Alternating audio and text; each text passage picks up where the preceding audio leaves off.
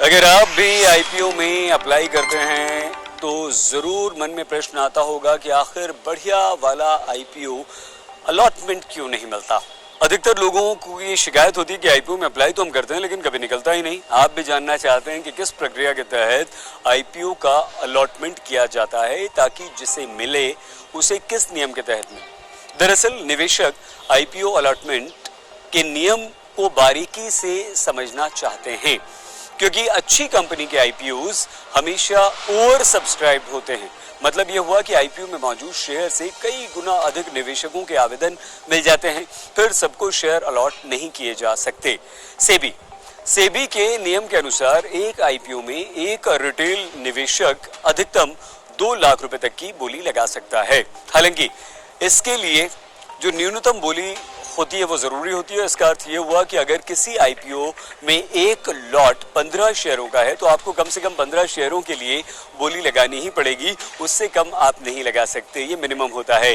तो अगर आईपीओ में जितने शेयर आपको ऑफर किए जाते हैं उतने ही आवेदक मिलने की स्थिति में लगभग सभी निवेशकों को आईपीओज में शेयर अलॉट कर दिए जाते हैं। लेकिन आईपीओ ओवर सब्सक्राइब होने पर मामला फंस जाता है और फिर अलॉटमेंट प्रक्रिया के लिए कुछ नियम हैं जिन्हें फॉलो करना जरूरी होता है, वरना मुश्किल हो जाएगी।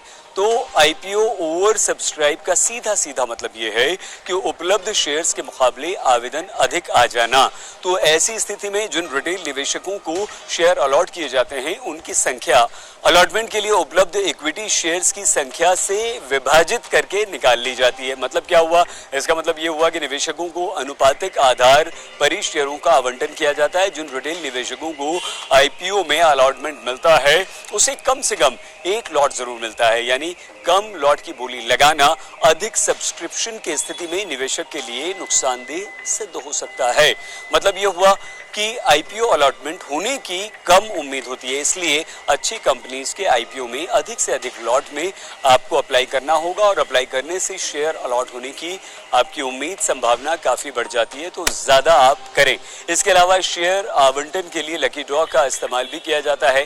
तो आज के दौर में कई निवेशक अपने परिजनों के नाम से भी बोली लगाते हैं ताकि किसी के भी नाम से आईपीओ निकल जाए और इस कारण से उस परिवार को एक व्यक्ति की तुलना में शेयर आवंटन की संभावनाएं काफी बढ़ जाती हैं, क्योंकि आप कई लोगों के नाम से आवेदन कर देते हैं।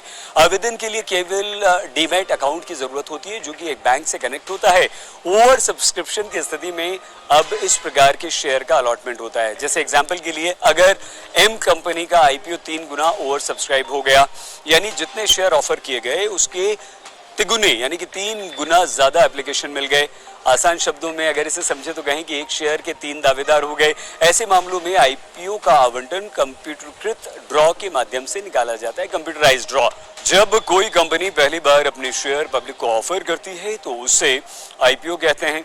आईपीओ के द्वारा कंपनी फंड इकट्ठा करती है, यानी कि पैसे इकट्ठा करती है और उस फंड को कंपनी के विकास में खर्च करती है। बदले में आईपीओ खरीदने वाले आप और हम जैसे लोग जो हैं कंपनी में उनको हिस्सेदारी मिल जाती है। तो आईपीओ में जो शेयर अलॉट होता है आपको वो आमतौर पर बीएसई या एनएसई जैसे स्टॉक एक्सचेंज पर लिस्ट होता है, जहां लोग इन शेयरों की आराम से खरीद और बिक्री कर सकते हैं। ऐसा बिल्कुल नहीं है अगर एक बार आपने कोई शेयर खरीद लिया तो उसे आप बेच नहीं सकते। जब आपका मन हो उसे बेच दीजिए। अगर मान लीजिए आपने 1 रुपए का शेयर खरीदा और वो शेयर 10 रुपए का हो गया तो तुरंत बेच दीजिए, या आपने 10 रुपए का शेयर खरीदा वो 1 रुपए का हो गया तो इंतजार कर लीजिए, जब 11-12 रुपए का होगा तब उसे बेच दीजिएगा। 14